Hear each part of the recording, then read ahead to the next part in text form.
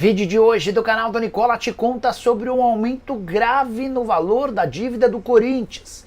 Preciso te atualizar também sobre Lucas Moura versus Corinthians, enorme freguesia desde a volta dele ao tricolor. Já no Palmeiras, Abel Ferreira não é o único de saída, tem mais jogador importante. Falo também sobre Renato Gaúcho, que pode ser anunciado a qualquer momento como novo técnico do Cruzeiro. Neymar é aguardado na quarta-feira em Santos para assinar contrato com o Peixe. Já Danilo anunciou sua rescisão de contrato com a Juventus, a assinatura dessa rescisão, e já está a caminho do Rio de Janeiro para virar reforço do Flamengo. Para completar, Soteldo mais perto do Galo, as últimas do mercado, bastidores, finanças e muito mais. Fala aí pessoal, sou Jorge Nicola, bem-vindos a mais um vídeo do canal, sempre bom ter vocês por aqui, sem perder tempo, só pedir para deixar like, se inscrever no canal e ativar as notificações. Bora começar o vídeo com aquele tradicional giro de notícias. A primeira informação sobre as doações para o financiamento do estádio do Corinthians. Primeiro mês de doações com 33 milhões e 800 mil reais arrecadados. Já no segundo mês, apenas 2 milhões de reais. Organizadores da campanha da vaquinha virtual extremamente preocupados que o Corinthians não baterá os 700 milhões sonhados. Isso já era óbvio há bastante tempo. A grande questão é como fazer para pelo menos bater 100 milhões de reais. Eu já não tenho essa expectativa. Quero contar também que a Record liderou a audiência em São Paulo com a transmissão de São Paulo 3, Corinthians 1. Média de 14,9 pontos de audiência para a emissora paulista contra 14,3 pontos da Globo e 6,3 pontos do SBT, números em São Paulo. Já Anderson Talisca é outro brasileiro a trocar a Arábia Saudita. O atacante, que pertencia ao Al Nassr, está fechando os últimos detalhes para se mudar para o Fenerbahçe da Turquia. Lamento demais essa negociação, acho que o Talisca arrebentaria no futebol brasileiro. O outro, que todo mundo sabe, é o Neymar, de quem eu vou falar daqui a pouquinho. Já Everaldo sinalizou ao Vitória que não tem interesse em trocar de clube em Salvador. Jogador do Bahia, 33 anos de idade, havia sido alvo de uma oferta de 6 milhões de reais, mas ele preferiu continuar no tricolor. Até por isso o Vitória avançou na contratação de Carlinhos. Atacante que pertence ao Flamengo, ele vai por empréstimo até o fim da temporada com opção de compra de 4 milhões e meio de reais. Para fechar o giro de notícias, contar que o Sport do Recife avançou na contratação de Pablo, atacante que não tem sido utilizado no Atlético Paranaense por opção do próprio Furacão. Hora de falar sobre Soteldo, sem clima no Santos e mais perto do Galo. Cuca tem insistido na contratação do atacante venezuelano. Por outro lado, o atual treinador do Santos, Pedro Caixinha, não parece fazer muita questão de manter o venezuelano. Depois da derrota para o Palmeiras no meio de semana, o Pedro Caixinha usou a entrevista coletiva para criticar abertamente o comportamento tático do Soteldo, alguém que se entrega pouco no momento sem bola. Não por coincidência, no jogo contra o Velo Clube, no final de semana, nova derrota do Santos, Soteldo nem sequer foi relacionado. E diante desse cenário de desavença entre técnico e jogador, do interesse do Atlético Mineiro e das contratações de Gabriel Veron e Neymar, vai faltar espaço para o Soteldo. A tendência é que o acordo com o Galo aconteça. A oferta da semana passada de 5 milhões de euros, mais um empréstimo de 2 jogadores, não foi aceita. O Galo deve melhorar essa oferta para fechar a contratação do jogador. Já Danilo é atleta do Flamengo. Esse anúncio vai acontecer nas próximas horas. O lateral direito é aguardado nessa terça-feira no Rio de Janeiro para realização de exames médicos e assinatura por 2 anos. A novidade dessa segunda diz respeito a um anúncio feito pelo próprio atleta do seu desligamento na Juventus. Danilo postou um vídeo em que ele fala longamente sobre os 5 anos e meio à frente da Juventus, que se tornou um torcedor, que aprendeu demais com o clube, que essa paixão ele passa de pai para filho, enfim, enormes e bonitas palavras de alguém que foi extremamente importante como atleta da Juve e que chega ao Flamengo para ser zagueiro. Conversa dele com o Felipe Luiz tratou sobre a possibilidade de atuar nessa função. Eventualmente, numa necessidade, ele pode jogar como lateral direito. Não se descarta a chance de Danilo atuar numa linha de 3 zagueiros aberto pela direita. Só para complementar as informações do Danilo, que você soube primeiro no canal, contar que ele pediu ao Flamengo para vestir a camisa 13, a tendência é que esse seja o número dado ao atleta. Segundo reforço rubro-negro para a temporada, o primeiro havia sido outro jogador que você soube primeiro por aqui, Juninho, atleta que veio do Karabakh. Hora de falar de Cruzeiro. É grande a chance de Fernando Diniz ser demitido nas próximas horas. Desempenho horroroso, muita pressão, críticas do torcedor. Aí, além de tudo isso, dá para contar que Renato Gaúcho sinalizou com um sim para os dirigentes da Raposo. O Cruzeiro não queria demitir o Fernando Diniz antes de ter um novo técnico escolhido. E a tendência é que ao longo dessa segunda-feira a gente assista a demissão do Diniz e a contratação do Renato Gaúcho. Diniz que chegou a ter uma reunião a portas fechadas com dirigentes cruzeirenses, muitas críticas e cobranças em relação ao trabalho e à falta de resultados. Alexandre Matos que também se reuniu com os jogadores do Cruzeiro exigindo mais comprometimento. Campanha bem ruim do Cruzeiro que vem de derrota para o Atlético e de empate contra o Betim diante de mais de 30 mil pessoas no Mineirão. Só para lembrar que o Renato Gaúcho era a bola da vez do Cruzeiro quando da demissão do Fernando Seabra. Na oportunidade, finalzinho da temporada passada, o Diniz, ou melhor, o Gaúcho disse que não poderia deixar o Grêmio às vésperas do fim do Campeonato Brasileiro com o seu time correndo risco. Acabou a temporada, ele não renovou o contrato por lá, ficou à disposição e será anunciado muito em breve. Hora de falar sobre saídas no plural do Palmeiras. Primeira delas, e mais importante, Abel Ferreira deixou bem claro, depois da derrota para o Novo Horizontino no último sábado, que esse será seu último ano como treinador do Palmeiras, colocando um ponto final nas especulações e no sonho da Leila Pereira de renovar seu contrato até dezembro de 2027.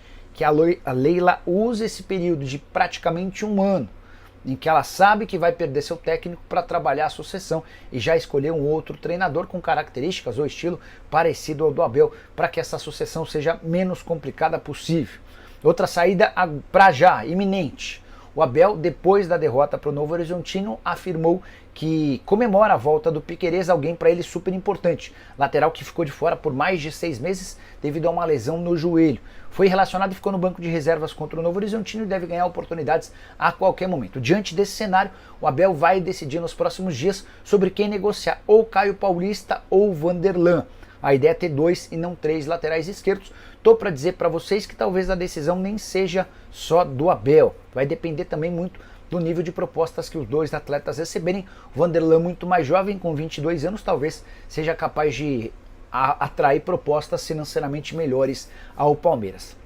Só para lembrar que nessa temporada o Verdão utilizou o Vanderlan em 2 partidas como titular e o Caio Paulista em outras 2. Com o Vanderlan, 2 vitórias nos clássicos contra Santos e Portuguesa, com o Caio Paulista 1 empate e 1 derrota. Hora de falar sobre Lucas Moura, que fez o Corinthians de freguês mais uma vez. Desde que retornou ao Brasil, Lucas Moura não perdeu para o Timão. Foram 6 jogos com 5 vitórias e 1 empate. O jogo em que ele mais brilhou foi o desse domingo. Vitória por 3-1 no Morumbi, diante de 55 mil pessoas. O Lucas Moura abriu o placar de cabeça, 1,72 m, subiu lá em cima mais que todo mundo para fazer 1-0. O São Paulo faz o 2-0 com um gol do Oscar, leva o 2-1 e na sequência, ainda que o Corinthians pudesse esboçar uma reação, Lucas tabelou com o Caleri, infiltrou na área, passou por 4 adversários e marcou um golaço para segurar a vitória por 3-1 com 2 gols dele. Desde que retornou, além dessas 5 vitórias e 1 empate, o Lucas Moura marcou 5 gols em clássicos contra o Corinthians dos 14 que o Tricolor fez. Esse resultado coloca o São Paulo com 7 pontos no Campeonato Paulista, por ter um jogo a menos do que os demais contra a Inter de Limeira. Se houver vitória nesse jogo, o São Paulo, na teoria, assume a liderança geral do Campeonato Paulista. Importante contar também da gozação dos São Paulinos em relação ao Corinthians, que perdeu no sábado na final da Copa São Paulo e no domingo também no Campeonato Paulista. A brincadeira é que o Corinthians apanhou no sábado e apanhou no domingo na base e no profissional.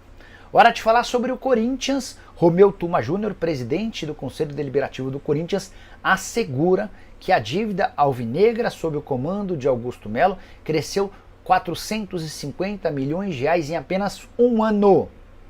Segundo o presidente do Conselho Deliberativo, a frase é essa aqui, ó. Nessa atual gestão já teve 450 milhões de dívida em menos de um ano. Alguém precisa dar um freio nisso aí, fecha aspas, talvez por conta desse número assustador, assombroso, que o Augusto Melo decidiu não mais contratar atletas nesse ano. O Corinthians, depois de investir pesado em 2024, não tem contratações para 2025. Segundo o Romeu Tuma, a dívida atual do Corinthians gira na casa dos 2 bilhões e meio de reais, de longe a maior dívida do futebol brasileiro. O Augusto Melo, depois da derrota para o São Paulo no Morumbi, falou pouco sobre o jogo, preferiu abordar temas ligados à política e também a Romeu Thoma Júnior, a quem acusa de tentativa de golpe, abre aspas, para o presidente. Eles querem dar um golpe para colocar o candidato deles na minha cadeira. Até o final da semana vocês vão saber quem é. E eu não boto minha mão no fogo por ninguém. Quem colocou esses caras, os vice-presidentes, fui eu. E eles estão traindo a minha confiança e tudo que eu fiz por eles. Se tivesse algo de errado, eu seria o primeiro a entregar o cargo. O Augusto ainda completou: essa semana serão divulgadas muitas coisas. Vocês vão ver. Vocês ficarão assustados com o que o Thoma falou e vem falando. O tom dele é de menosprezar todo mundo. A gente é ralé ali, porque eles nunca ganharam nada e eles são maioria. Aí ele completa: vê o ano passado dele e desses caras, vê o passado dele e desses caras. Não aguentamos mais isso, está todo mundo pedindo para ele sair do conselho. Ele contaminou os processos e advogou em causa própria, criou tumulto. Como um cara desse pode presidir um conselho como o do Corinthians, mas temos conselheiros responsáveis, fecha aspas, ainda não há uma data para votação do impeachment do presidente Augusto Melo. Qualquer novidade, conto para vocês. Combinado? Bora fechar o vídeo para falar sobre a volta de Neymar ao Santos, novidades importantes no fim de semana. Santos e Al Hilal avançaram na rescisão do contrato, faltam questões burocráticas para a assinatura do fim de um vínculo que garantiria um caminhão de dinheiro ao Neymar, vai garantir um caminhãozinho. É que o Neymar vai levar uma grana para a rescisão do contrato, mas menos do que os 384 milhões de reais a que ele teria direito até junho. Com isso, o Neymar é aguardado até quarta-feira na Vila Belmiro para realização dos exames médicos e assinatura do contrato até a metade da temporada. A expectativa no Santos é de que o Neymar esteja à disposição para a estreia em 5 de fevereiro, jogo contra o Botafogo de Ribeirão Preto no Campeonato Paulista, à pressa dos dois lados, do Santos para colocar o craque para jogar e do Neymar para provar ao mundo que ele ainda tem condição de atuar em alto nível. Mas, Nicola, por que um contrato tão curto? Obviamente que o Neymar não vai citar isso, mas ele quer jogar muita bola no Santos, provar que pode voltar a atuar em alto nível para estar à disposição de um grande clube no futebol europeu. O sonho da vida do Neymar é voltar ao Barcelona. Para isso ele precisa jogar muita bola nesses próximos meses. De qualquer forma, o Santos já se beneficia com o retorno do atleta, ainda que por um período curto. A Umbro, fornecedora de material esportivo, já foi avisada para confeccionar mais camisas, porque imagina-se um boom de vendas nos próximos dias. Os patrocinadores do Santos também foram chamados e terão a obrigação de aumentar os valores se quiserem continuar no uniforme do Peixe. Enquanto isso, dirigentes santistas estimam que terão muito mais facilidade em trazer jogadores a partir da presença do craque. Agora é aguardar as cenas dos últimos capítulos da rescisão na Arábia Saudita para seu anúncio triunfal pelo Peixe. Você acha que o Santos muda de patamar? Para mim, muito.